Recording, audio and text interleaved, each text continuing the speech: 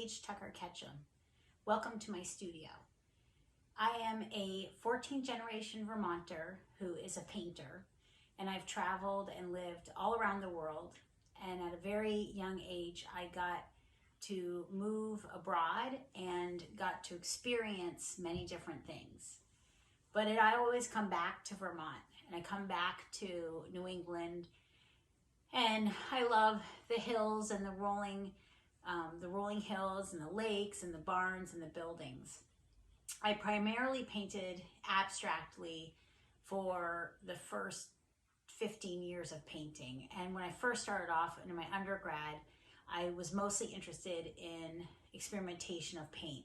So I'd go to the hardware store and I'd get polyacrylic, and I'd get different enamels and different paint mediums and bases, and I would mix them all together and see how colors would react and what shapes would kind of occur.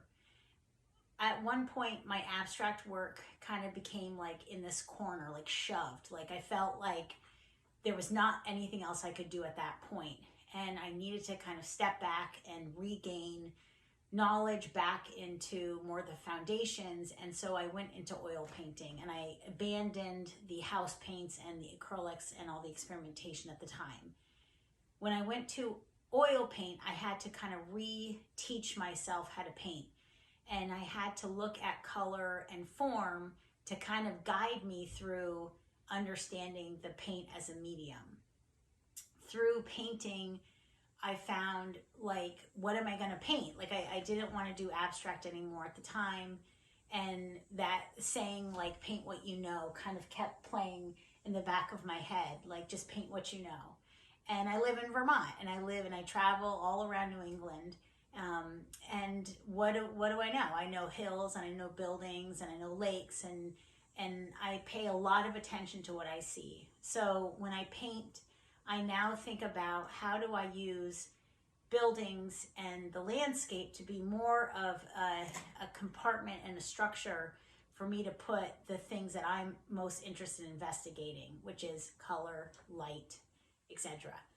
Everything I paint is from my imagination, and it's from memory. So I might see something traveling along a winding road that later on I'll take a little snapshot and say, okay, when I start a painting, I'm going to think about that. So I'll think, house on a hill, or barn with a rainbow, or, barn or house on a pond.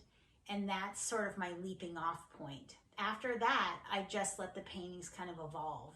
And I have no plan. I have no expectation from the painting. I let the painting sort of evolve.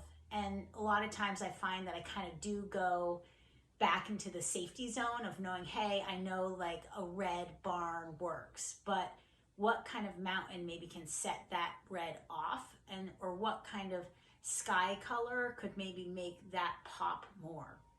So I also paint interior paintings, and right now I'm working on a body of work at nighttime interior paintings, which are kind of up here. You can kind of see them. So the idea of stillness and like quietness, but using paint and the material to guide that idea. I will paint some of these buildings 5 to 10 times to change the color. Other times they'll just sort of like work. I want the viewer to relate in some way, to say, oh, I've seen that, or oh yeah, isn't that, or, oh, that makes me feel a certain way. But my expectation of what they see, remember, or feel is not there. It is just to like provoke something.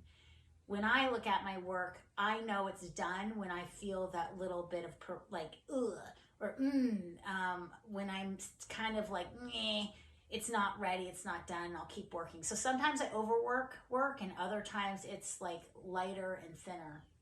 Oil paint on its own has so many chemistry, interesting humidity mixtures, depends on, when the paint was made, what batch it was, did it sit in the cold? So it all goes back to my foundation, which is abstraction and abstract and science and chemistry. So it all kind of came full circle, and I hope you enjoy my work. Thank you.